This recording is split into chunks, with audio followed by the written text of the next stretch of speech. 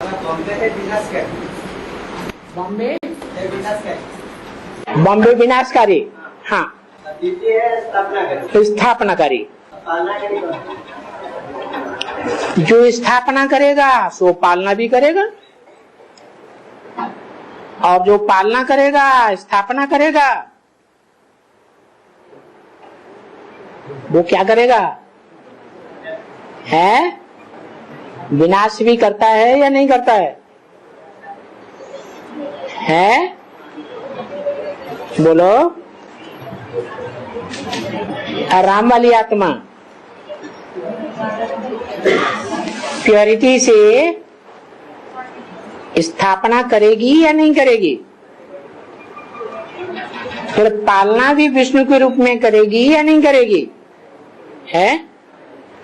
फिर जो पालना जिन लेने वाले हैं उनके अलावा जो बचेंगे उनका विनाश करेगी या नहीं करेगी? क्यों?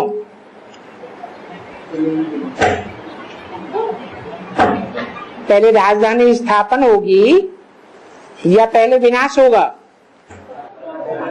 पहले राजधानी स्थापन होगी। नरक की दुनिया के बीच स्वर्ग की राजधानी स्थापन करता हूं, जिसका सैंपल आदि में भी दिखाया था। हिंदुस्तान पाकिस्तान का झगड़ा हुआ, खून की नदियां बह रही थी, और कराची में ये ब्राह्मण आनंद से पड़े हुए थे। उनके ऊपर मुसलमानों ने कोई हमला नहीं किया, तो सैंपल दिखाया। क्या? नरक की खूंखार दुनिया के बीच में स्वर्ग का मॉडल स्थापन हो गया। वो तो मॉडल था,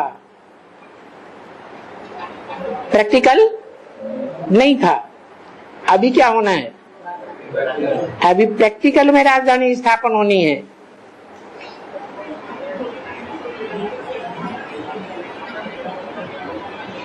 शांतिधाम, सुखधाम और दुखधाम, तीनों की शूटिंग संगम युग में होगी या कोई दूसरे युग में होगी? तो शांतिधाम का सैंपल कहाँ होगा, सुखधाम कहाँ होगा और दुखधाम कहाँ होगा?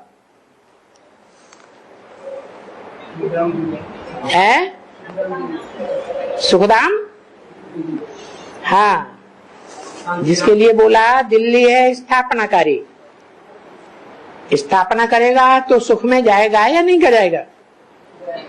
तो सुखधाम है दिल्ली में यमुना के कंठे पर, और शांतिधाम तुम बच्चे परमधाम को इस सृष्टि पर उतार लेंगे। जहां उतारेंगे इस सृष्टि पर, वहां जो भी आत्माएं संगठन में होंगी वो आत्मिक स्थिति वाली होंगी या देवहन में होंगी? आत्मिक स्थिति में होंगी, तपस्या करने की स्टेज में होंगी। भक्ति मार्ग में भी गाते हैं, तप कर राज, राज कर नरक। तो जिनकी जिनकी तपस्या पूरी होती जाएगी उनकी माया परीक्षा लेती है। लेगी या नहीं लोगी? तपस्या की भी परीक्षा ली जाती है। तपस्या संपन्न है या अधूरी है? तो जब तपस्या की परीक्षा ली जाती है तो किस आधार पर ली जाती है? मुरली में बोला है, सदगुरु निंदक ठौर न पावे। कौन सा ठौर? शांति धाम का ठौर या सुखधाम का ठौर है? न सुखधाम में ठौर मिलेगा तब तक, और न शांति धाम में ठौर मिलेगा। अगर बाप की निंदा कराई तो अभी भी कुछ हद तक तपस्या चल रही है या नहीं चल रही है? चल रही है। तपस्या के बीच में जो तपस्वी हैं वो निंदा कराने के भी पात्र बन जाते हैं या नहीं बन जाते हैं? बन रहे हैं। माना 63 जन्म की शूटिंग यहां हो रही है। इसलिए बाबा ने बोला कोई के देवताई चेहरे प्रत्यक्ष हो रहे हैं और कोई के दुख देने वाले राक्षसी चेहरे प्रत्यक्ष हो रहे हैं। चेहरे अभी तैयार हो रहे हैं शास्त्रों में जिनका गायन है। तो जब शांति धाम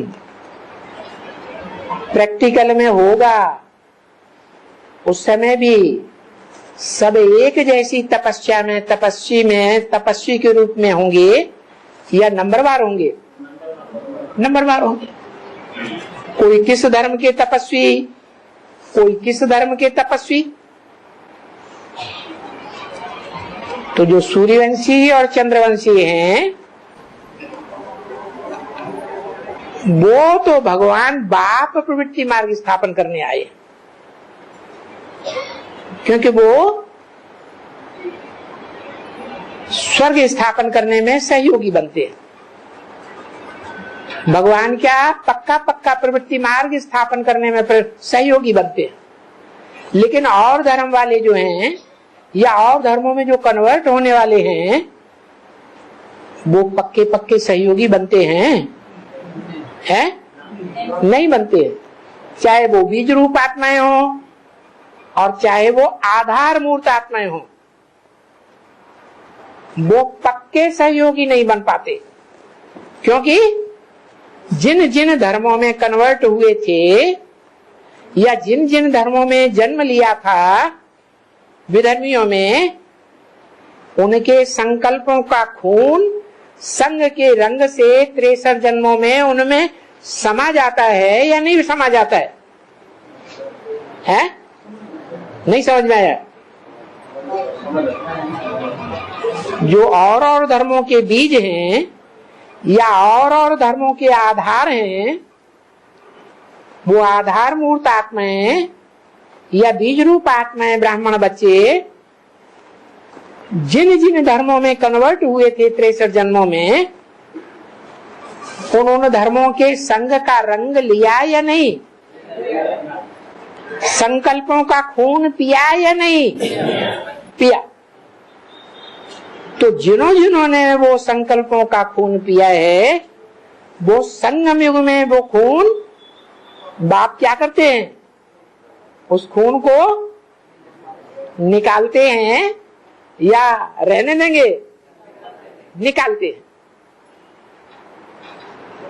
जैसे किसी को कैंसर की बीमारी होती है, खून का कैंसर, तो क्या किया जाता है? उसका खराब खून निकाला जाता है और नया खून डाला जाता है। यहाँ कौन सा खून है? संकल्पों का खून। ये जो बाप हमारे अंदर ज्ञान डाल रहे हैं, उन ज्ञान के पॉइंट्स का संकल्पों का खून हमारे अंदर चलता है तो वो शुद्ध खून है। अगर वो नहीं है और दूसरे धर्म से जो आया हुआ खून है, वो बार बार प्रश्नोत्तर के रूप में पैदा होता है। बाप कहते हैं मैं तो खुद ही सारा ज्ञान तुमको देता हूं, मेरे से मांगने की दरकार है? खींच के लेने की दरकार है? नहीं। लेकिन वो प्रश्न जिनके अंदर उठते हैं, वो संकल्पों का खून भी दो तरह का होता है। एक तो होता है विरोधाभास के लिए और दूसरा होता है अपनी या दूसरों की जिज्ञासा शांत करने के लिए। तो जो बीज रूप आत्माएं हैं, उनमें वो ही खून होता है जो कन्वर्ट हुआ नहीं कहा जा सकता, क्योंकि बीज रूप आत्माएं अपना जीवन रहते रहते 63 जन्मों में कभी दूसरे धर्मों में कन्वर्ट होती नहीं। हाँ, मोह जरूर होता है। तो मोह के कारण जैसे महात्मा बुद्ध ने प्रवेश किया सिद्धार्थ में, तो सिद्धार्थ के बाप ने सिद्धार्थ को देश निकाला दे दिया। वो सिद्धार्थ जिसमें बुद्ध ने प्रवेश किया, वो आत्मा विदेश में जाकर के बहुत नाम कमाया, ढेर के ढेर बौद्धि बना दिए, सारी दुनिया में आवाज फैल गया। तो सिद्धार्थ का जो बाप है जन्म देने वाला, या उसका जो बाबा है ग्रैंडफादर, उसको उस बच्चे के प्रति मोह जाएगा या नहीं जाएगा? किसका खून है? बाप का खून है। कितना नाम दुनिया में रोशन हो रहा है, तो मोह हो जाता है। और वही मोह जीवन में जब लंबे समय तक चलता है तो अंतमते सुगति हो जाती है। उस गति के अनुसार वो आत्मा उसी धर्म में जाकर के जन्म लेती है। तो जो बीज रूप आत्माएं हैं, शरीर रहते रहते बौद्धि नहीं बने, लेकिन शरीर छोड़ने के बाद बौद्धि बन जाते हैं। उन्हें कन्वर्सन कहेंगे, उसे कन्वर्ट होना नहीं कहेंगे। तो वो बीज रूप आत्माएं कन्वर्ट नहीं होती हैं, लेकिन जो आधार मूर्त आत्माएं हैं और उनके जो फॉलोअर हैं, वो दूसरे धर्मों में कन्वर्ट होते हैं, जैसे सिद्धार्थ। तो यहाँ भी बाबा के दो तरह के बच्चे हैं। कोई जीवन रहते रहते कन्वर्ट होते रहते हैं 63 जन्मों में, और कोई ऐसे हैं जो जीवन रहते कन्वर्ट नहीं होते, लेकिन जन्म दूसरे धर्म में जाकर ले लेते हैं मोह के कारण। भारतवासियों में मोह होता है या नहीं होता है? भारतवासियों में बहुत मोह होता है। क्यों? भारत माता गाई हुई है या भारत पिता? भारत मातृ प्रधान देश है या पितृ प्रधान? मातृ प्रधान। तो माता में क्या होता है? कौन सा विकार? मोह होता है। इसलिए ये बात बहुत समझने योग्य है। आया समझ में? हाँ है। माउंट आबू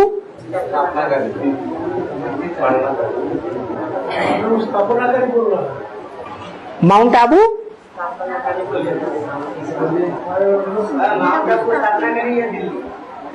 दिल्ली है स्थापनाकारी। माना स्थापना के जो मणके हैं 8 मुख्य बीज, उनमें स्थापनाकारी जो 4 हैं वो दिल्ली में तैयार होते हैं, उनका संगठन दिल्ली में। और जो विनाशकारी हैं उनका संगठन बॉम्बे में। हाँ।